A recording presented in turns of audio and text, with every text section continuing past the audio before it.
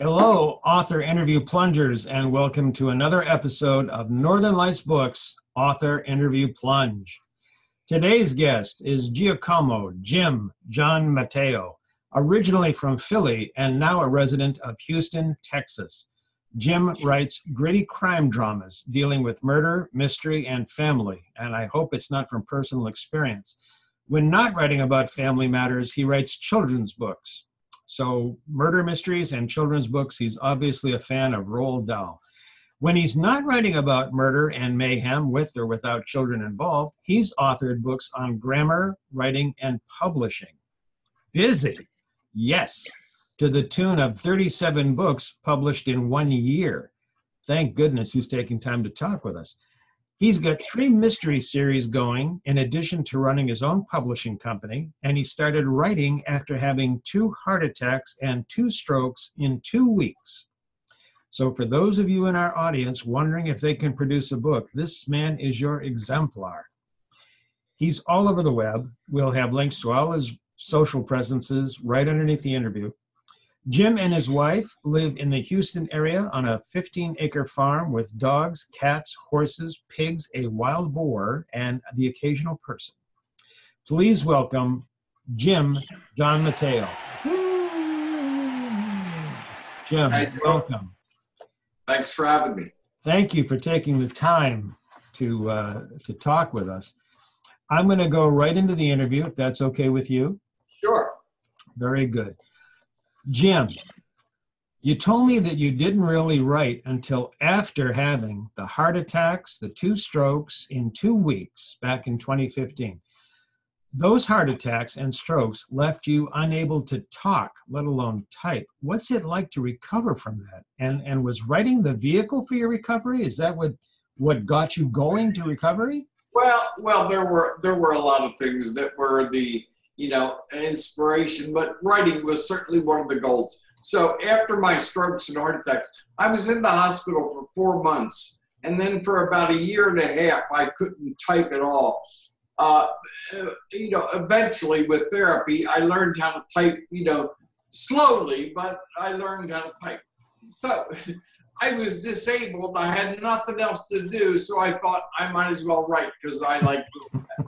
And so I sit in front of the computer, all day and all night and write, That's what happened. I mean, beforehand, I did write a little bit beforehand the strokes, but I was working full time, so it was a lot more difficult. Understood. I don't recommend having strokes to write. I appreciate that. Your own story, your personal story is very powerful, and you are to be congratulated. Do you share that story in your writing? I understand you wrote a book entitled Surviving a Stroke or Two. So can you tell us about that and putting the story in words like that? I didn't want to do it originally, but one of my therapists, suggested, hey, it might be inspiration for other stroke victims. And the main reason, Joe, was because when I first had the stroke, I couldn't talk, I couldn't even blink my eyes, but I could remember everything that was said. That was the scary part. So there were several doctors, neurologists in there talking to my wife and saying, oh, well, he'll never do this, or he'll never walk, or he'll never do, and then they, after I finally got to the point where I could speak, they were telling me, any improvement is going to be in the first year. If you're not at the end of the first year, that's it. That's where you'll be stagnant. And my therapist told me that's baloney. She said, you just keep working hard. And it is. Actually, my best improvement has been in the last 1.5 years. So I talked with her, and, the book tells a little bit about what happened and, the things we went through, but then it also talks a lot about the therapy and how she works with me to, on certain exercises to get me to do things, like one of the things that was really driving me crazy was my youngest son had 2 young children. One of them was born when I was in the hospital, and I couldn't even get on the floor and play with them. And so I told her that, and she did a whole series, a couple months worth of specific exercises. And by the end of that time, I was able to, not easily, but able to get onto the floor, build some blocks, play some games, and get back up myself on the walker. So, yeah, you could do things if you make up your mind to do it.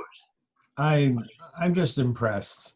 I'll speak for myself. I don't know what our audience is going to think, but I'm impressed as all hell by you, Jim. You're a tribute. You're an inspiration.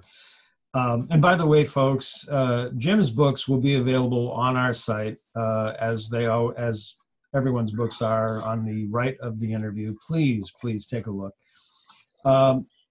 Now, aside from surviving a stroke or two, you started writing hard-boiled mysteries, and you have 3 series going currently, I understand. Right. One series starts with Murder Takes Time. The next starts with A Bullet for Carlos. And the third is Necessary Decisions. How are these series different? Actually, quite a bit different. And so Murder Takes Time, the theme of the series, actually the name of the series, is Friendship and Honor.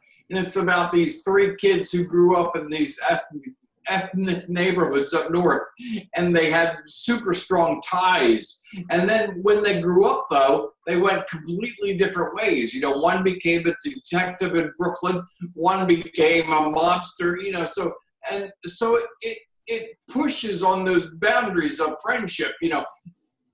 Yes, you're my friend, but I've also taken an oath, with the law, or I'm doing it. So it's that kind of conflict. It's great for building conflict. The second one, A Bullet for Carlos, is a little different in that it's about a female Brooklyn detective who is the niece of a mafia don. And so that, again, is a built-in conflict. A lot of, he's always wanting to interfere to protect her, and she doesn't want anything to do with him. And the third one is a detective in Houston who's had his own set of problems. His wife died of cancer, his kid's on drugs, and, he's a great detective, but he tends to bend the law. He pushes the boundaries. I have to ask, these storylines that you're sharing, number one, Murder Takes Time. That to me sounds like it should be taking place in the north end of Boston. A Bullet for Carlos, yeah, okay. Familiar with those storylines.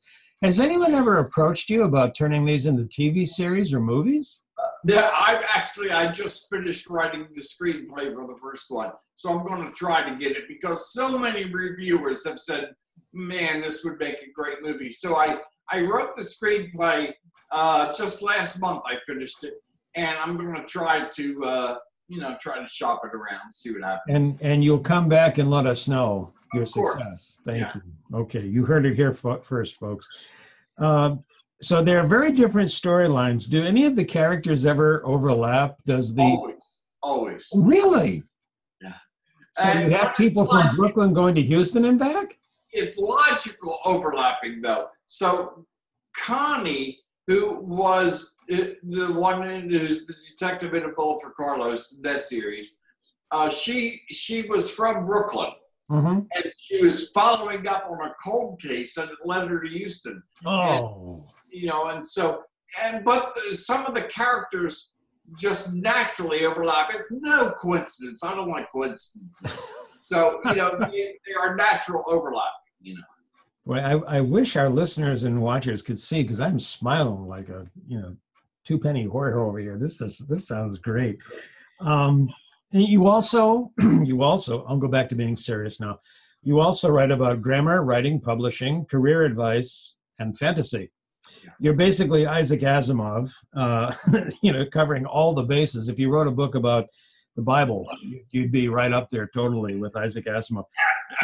What is it like to cover so many fields? Well, I don't know. It's just natural to me. I get thoughts and I just start them, So at any given time, I may have 8 or 10 books in the process. When I say in the process, that means, being outlined or, taking notes on them. Or I'll get a scene in my head and I'll say, oh, that would make a great scene for this book or this series. And so I'll write it down, And so it's a great way to start because that means you may write the book in 3 weeks, but it may have been in your head for a year, you know. Yeah, I've got a few like that. Okay, speaking about covering so many fields, you wrote 37 books in 1 year, and I believe that's a record, correct? Yes, that's the world's record. Yeah, That's the world's record. It used to be 30, but I made 37. You just blew that out with 37. 7,200 pages total, 2 fantasies at 900 pages each. Your mysteries about 400 pages each. You have calluses on your fingers, and you're hiding an extra set of hands. We can't see that you actually have another set of hands and a few other keyboards. You're kind of like Keith Emerson. You have all those keyboards going at once. You work with editors, first readers, illustrators. You're an industry in and of yourself. What's it like to produce that volume of work? Well, sometimes it gets a little bit much, you know, there's a lot going on, but, you know, if you plan it out, it's not bad. I have 6 editors, so, you know, each one, you know, takes part of the load. I have 2 proofreaders. I have 20 beta readers. So, you know, now not all beta readers do the same book, obviously. There are beta readers for the murder mystery, some for fantasy, some for nonfiction. So, you know, you have to split it all. And as long as you have that kind of support, you know, I'll finish a book, I'll shoot it out to the beta readers, you know, after I review it again, and then I'll be writing the next book while they're reading that. So then when they give their feedback, I'll make those changes and shoot it off to the editor. You know, so it's a continual process. So this is let me say something foolish. This is your full-time job. Well, I have no job, so yeah. So it's full-time. My full-time hobby, let's say. Full-time hobby. It's great that you can do that. I'm very curious, with all that production going on, and you're managing all these editors, 6 editors, 20 beta readers. How do you market?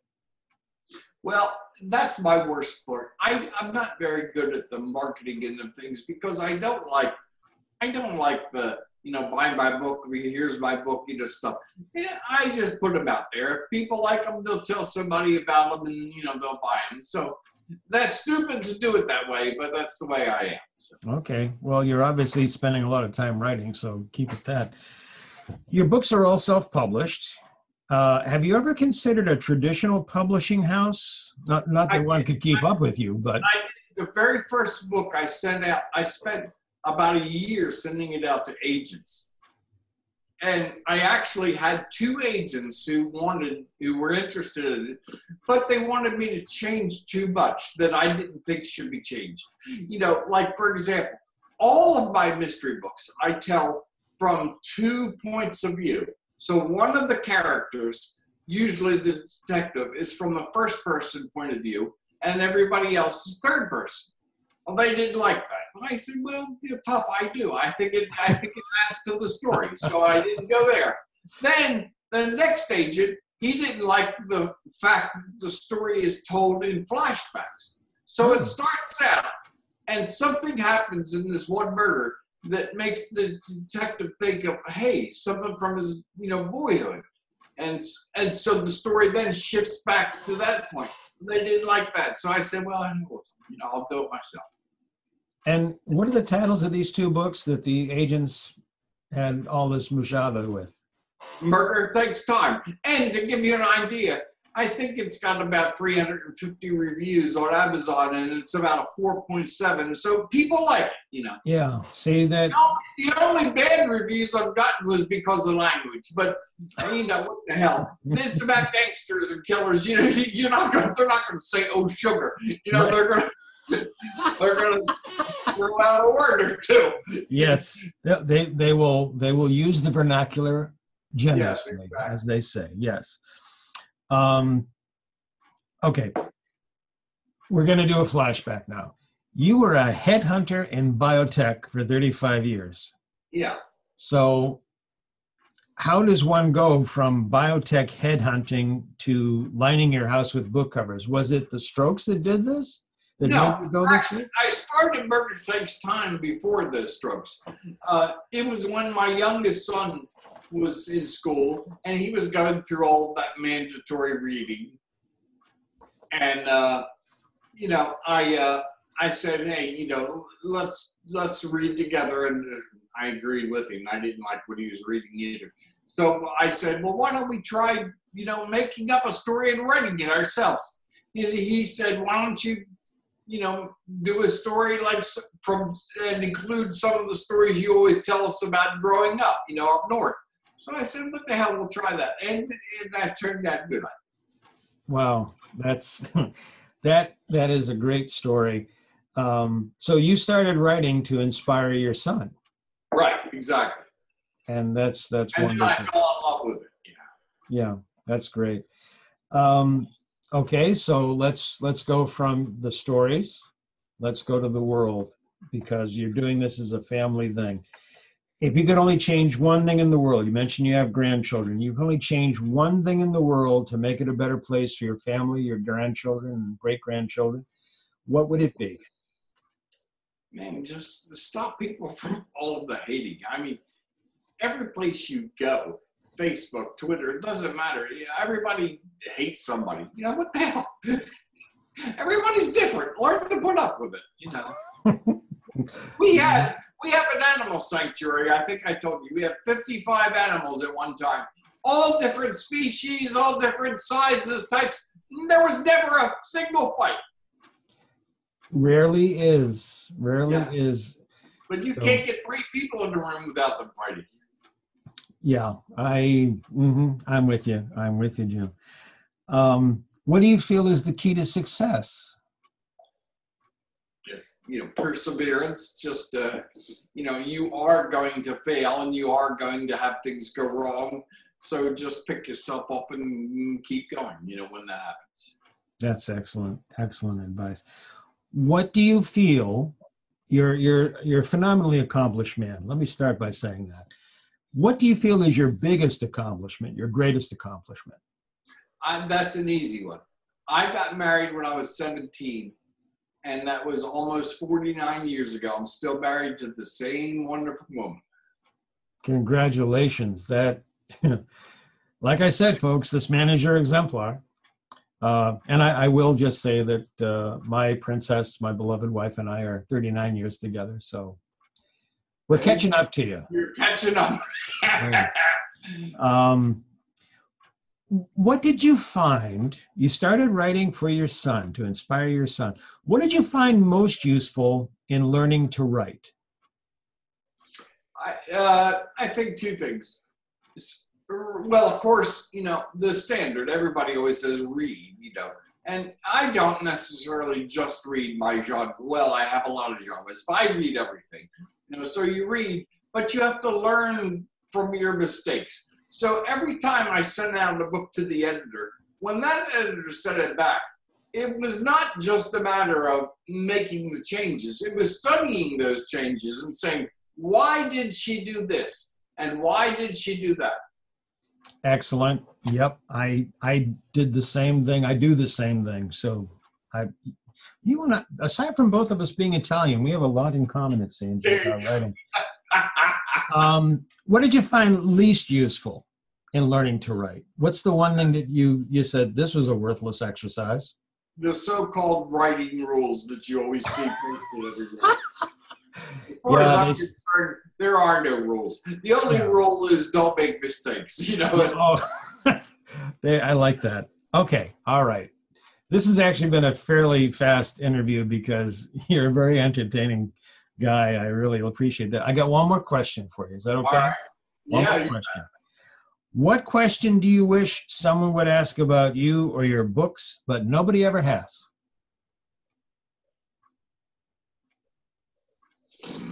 Yeah, that's a good question. Let me think. Well, I got one good question out of the bunch, folks. So. I guess, you know, how do you make up your characters, or how do you develop your characters? You know, most people always say, how do you get your stories? Well, the stories are easy. You know, in my opinion, character development is the biggest part of the book. If your characters aren't interesting, your book isn't interesting. And so, you know, my philosophy is I use real people, people I know, as the basis for a character. That way, I know how they'll act, how they'll react, you know. And so all I have to do is think, when something happens in the book, I think, well, how would so-and-so react to that? You know, and usually it's right there. So feel free to correct me, most murder mysteries tend to be kind of plot driven. Here's the murder, here's the steps to solving the murder. What you're saying is that the books really need to be character driven. I think so. I have one series that leans a little more toward plot, but most of them are character driven. Okay, so that's good advice again for everyone listening. Folks, I want you to give a really big internet thanks to Giammatteo. This has been a glorious interview, sir. I thank you so much for your time. Please tell me you'll come back and tell us more in another year, and you'll tell us about the success of your script writing. Definitely will, Joe. I hope it's successful. I'm not going to quit until it is, so there you go. There you go. That's it. As you said, perseverance is the thing. Yeah. So, okay. And I notice you have your dog surrounding you. So. Oh, yeah. They have to be here. Yeah, my cat is right here with me. Jim, thank you so much. You have a great day, and please continue writing. Thank you so much. All right. See you, Joe. Take care. Bye-bye.